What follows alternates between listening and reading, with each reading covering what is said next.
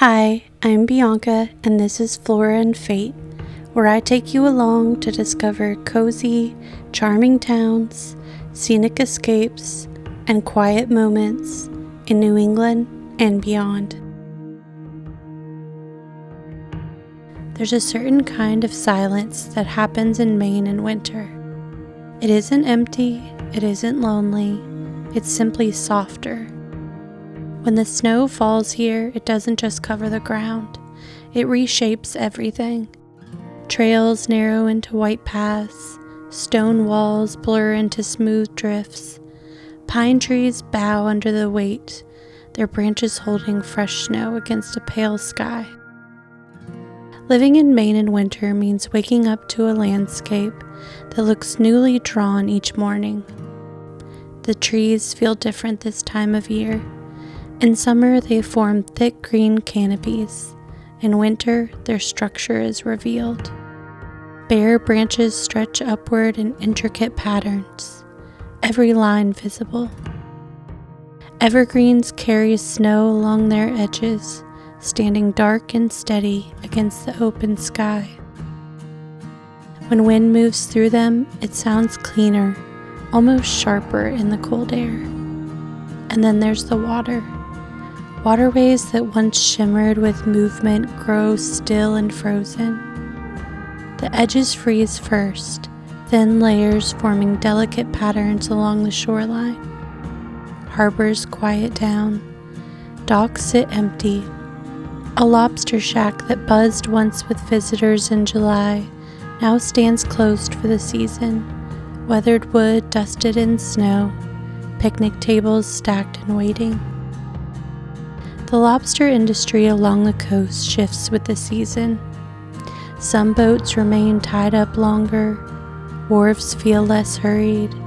The bright buoys that float in summer contrast against the deeper winter water. There's a pause along the working waterfront, a slower rhythm that matches the shorter days. Romanticizing winter in Maine almost feels instinctive. Snow softens hard lines. Footsteps leave clean impressions in fresh powdered snow. Light reflects differently, brighter against open fields and frozen inlets. Even familiar landscapes feel newly composed. Without leaves, the shape of the land becomes clearer. Granite ledges stand out against white ground. Hills appear more defined. The forest feels open in a way it never does in July. You can see farther through the trees now, deeper into the woods, where trunks rise straight from the snow-covered earth. There's a stillness to winter here that invites rest. With fewer visitors and quiet roads, the pace shifts naturally. Trails feel emptier. Shorelines stretch without interruption. The usual hum of summer fades, replaced by wind through trees and the distant sound of water meeting rock. It creates space to walk slowly, space to notice small details, the way the ice forms thin layers along the edge of a cove, the way snow settles unevenly on pine needles. Winter narrows distractions, it simplifies views. The landscape feels stripped down to its essentials: trees, water, stone, and sky. Even the water feels more deliberate. Its color deepens beneath overcast light. Waves roll in steady patterns against quiet ledges.